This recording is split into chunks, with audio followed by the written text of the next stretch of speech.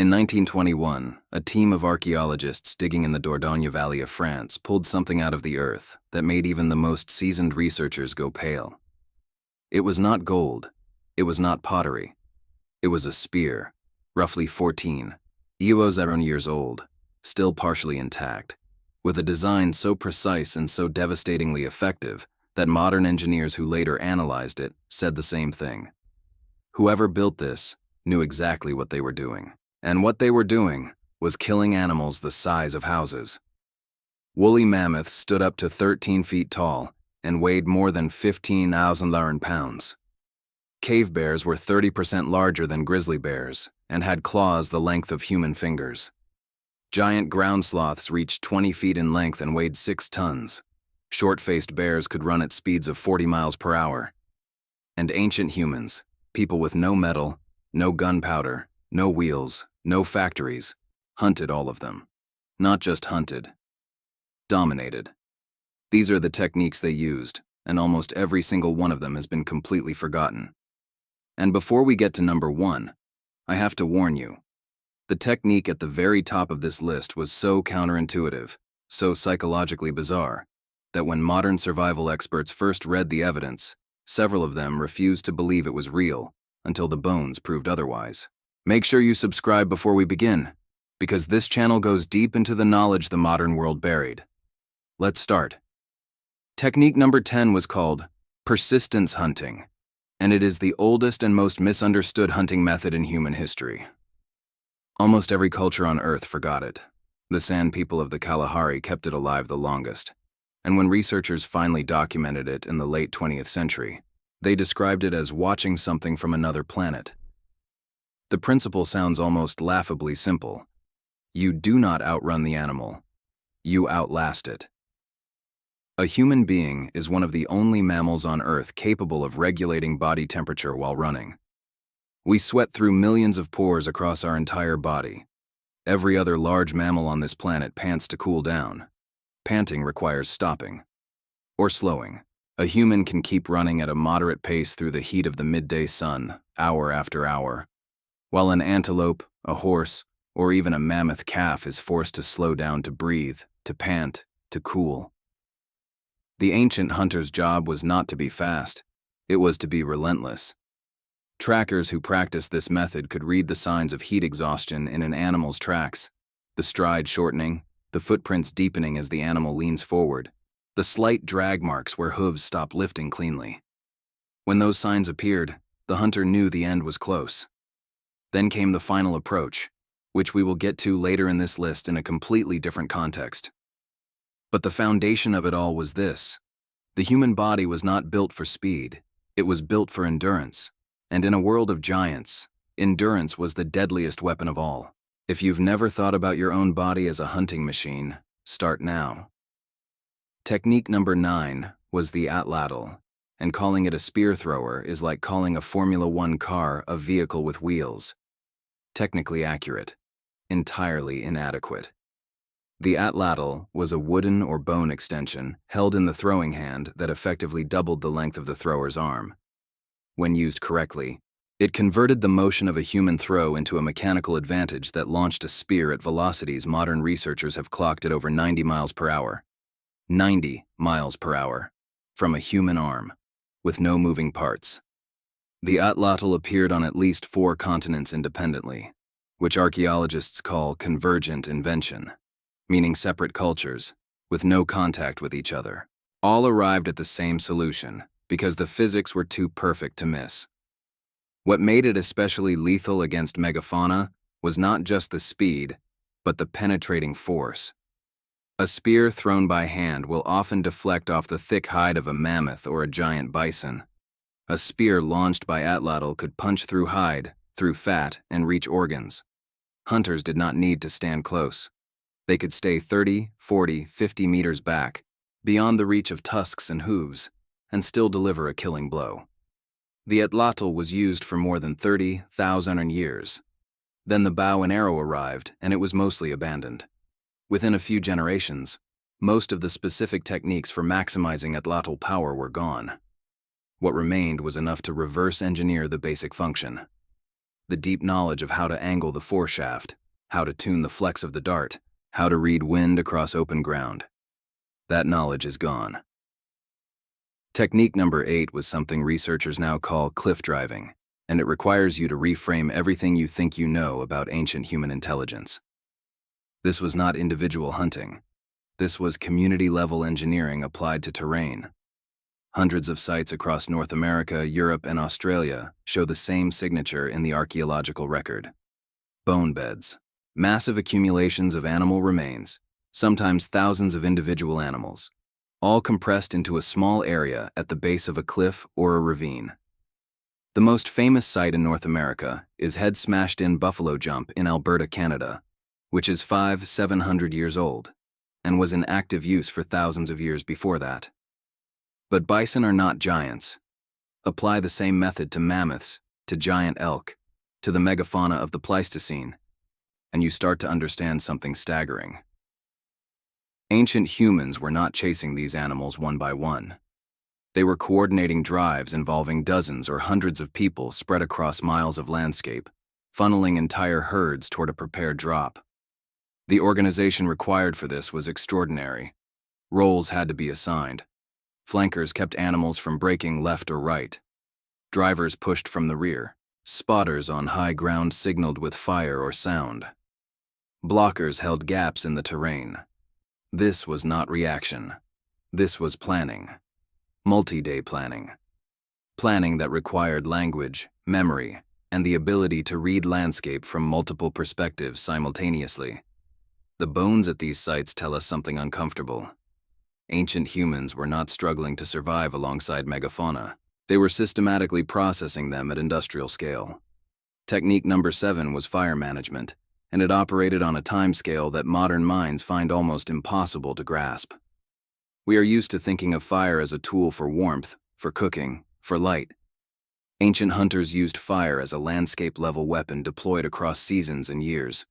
The practice, now called cultural burning or fire stick farming in Australia, where it survived the longest, involved deliberately burning sections of forest or grassland to achieve specific ecological outcomes.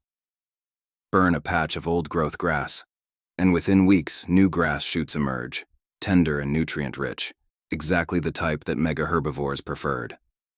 Create a mosaic of burned and unburned patches across a landscape, and you could predict with remarkable accuracy where large animals would move, where they would gather, and when.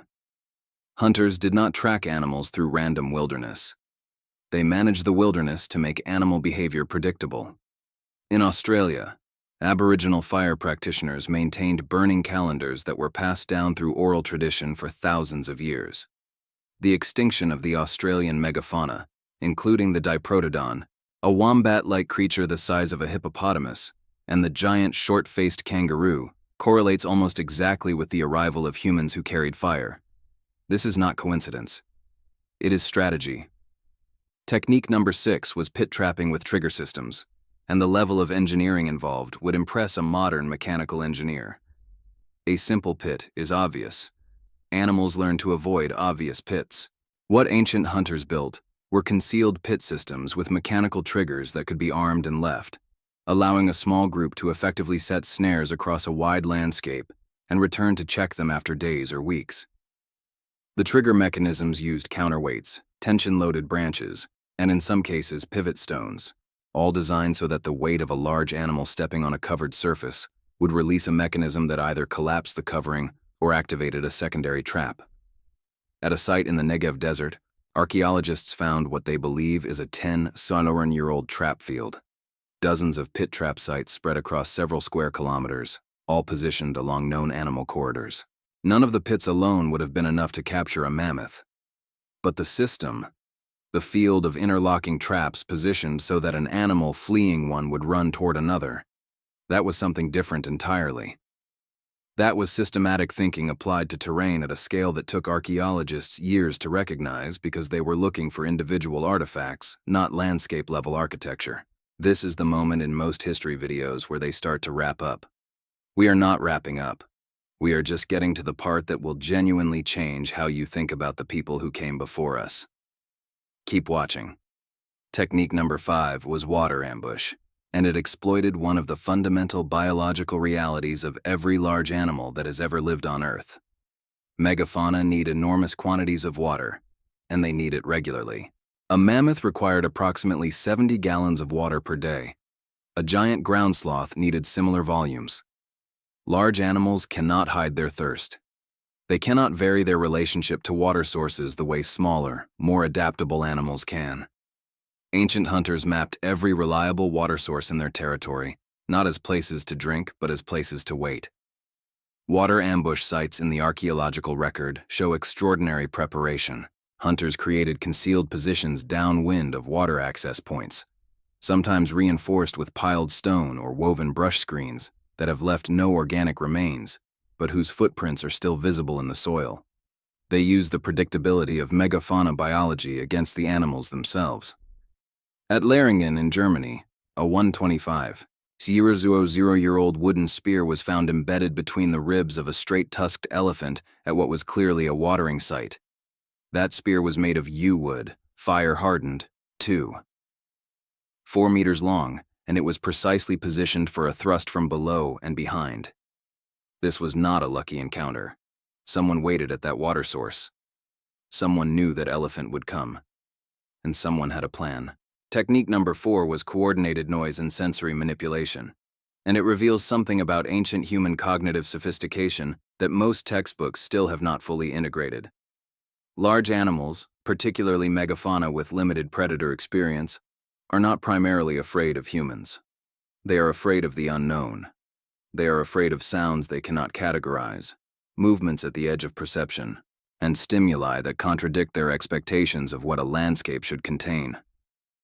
Ancient hunters exploited this by developing sophisticated noise-making arsenals, bone rattles, hollow log percussion, skin drums, and most importantly, vocal mimicry. There is ethnographic evidence from multiple continents of hunters who could imitate predator calls well enough to redirect large animals, not by frightening them into a full run, which was counterproductive, but by creating a low-level directional unease that caused herds to drift gradually toward prepared kill zones. This required detailed knowledge of predator vocalization patterns, including the specific pitches and rhythms that indicated a predator was present, but not immediately attacking. Hunters were not just mimicking sounds.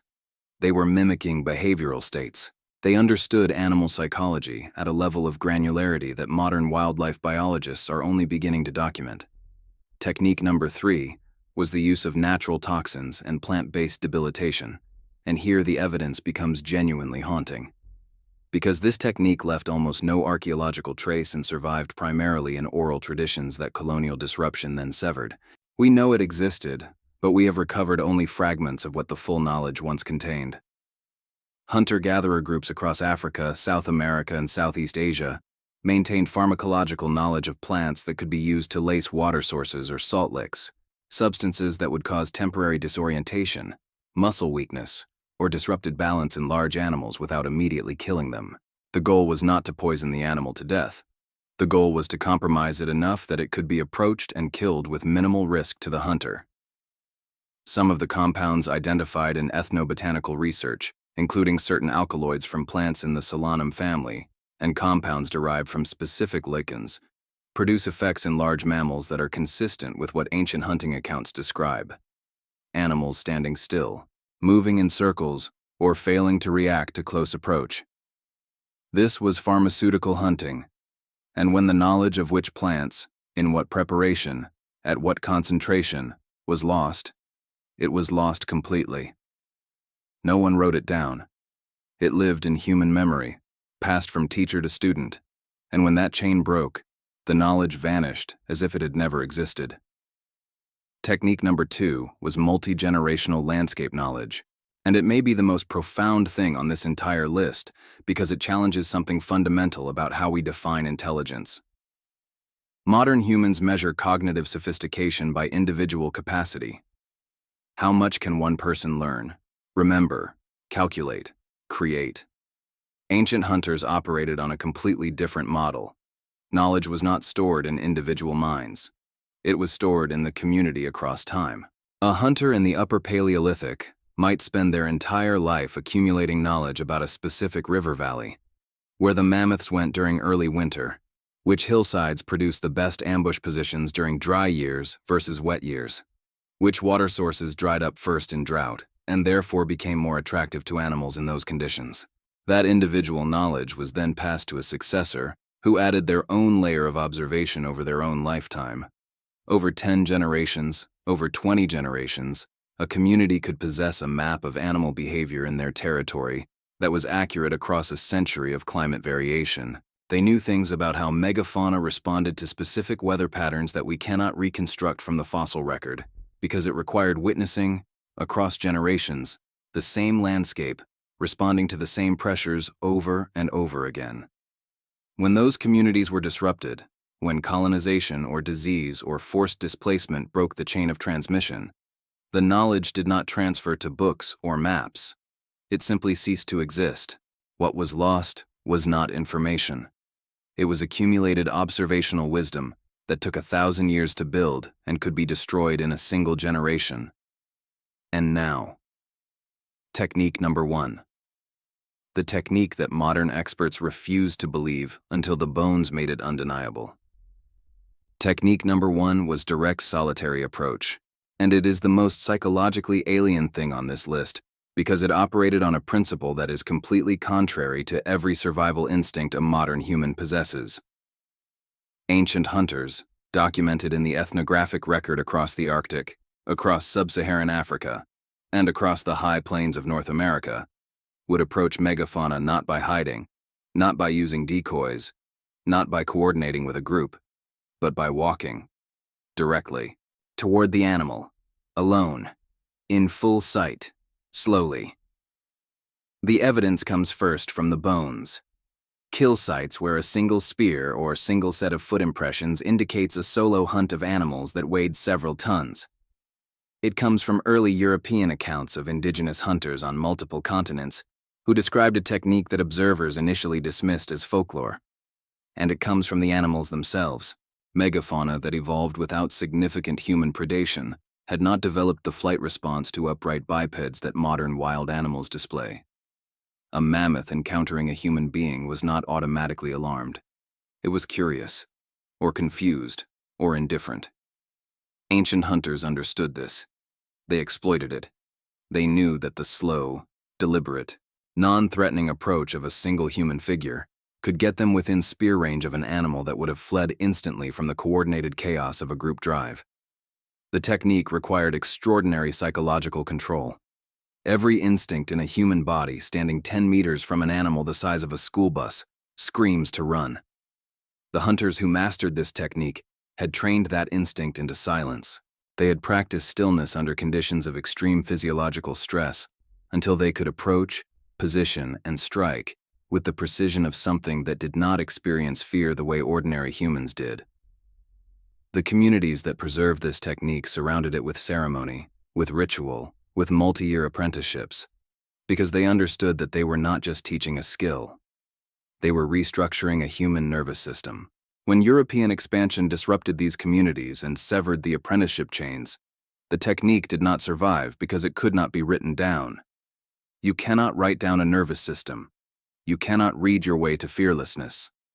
The knowledge was embodied. And when the bodies that carried it were gone, the knowledge was gone with them. What we have left are the bones at the kill sites and the quiet testimony of a few accounts written by observers who watched something they could not explain and knew, even then, that they were seeing the last of something ancient and irreplaceable. That is what was lost. Not just the technique, the kind of human being the technique required. The animals these hunters faced were not metaphors. They were real. 13-foot mammoths, 6-ton ground sloths, bears that could outrun horses, and small groups of humans, armed with wood and bone and 10,000 years of inherited knowledge, not only survived alongside these animals, but systematically pushed them into extinction. The story we tell about prehistoric humans, that they were primitive, that they were struggling, that they were barely clinging to existence, is not just incomplete. It is backwards. These were sophisticated, highly adapted people who had solved problems that modern technology still cannot replicate.